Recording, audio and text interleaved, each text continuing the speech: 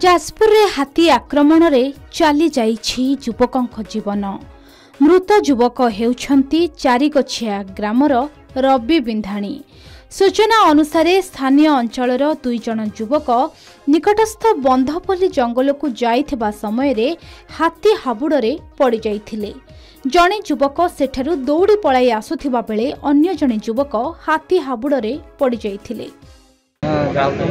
Jungle duty these लेखा these जाऊे कहले जंगल बुली देके आसिक कम को जावा गला भर हाथी कौटे आपास कर जड़े खसिक पलि आस गचर कौटे धरिक पर स्थानीय लोके और बैरी वन विभाग अधिकारी घटनास्थल में पहुंची जंगल गुरुतर अवस्था युवकों को उद्धार करी बड़चना मेडिकल रे भर्ती करथिले। सेठारे डाक्टर तांको मृत घोषणा करथिले।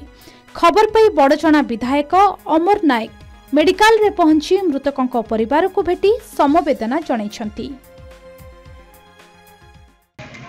अप्रत्याशित भाव ये 5:30-6टा भितर जाइछंती एवं हाथीर सामना सामने अघटन घटी।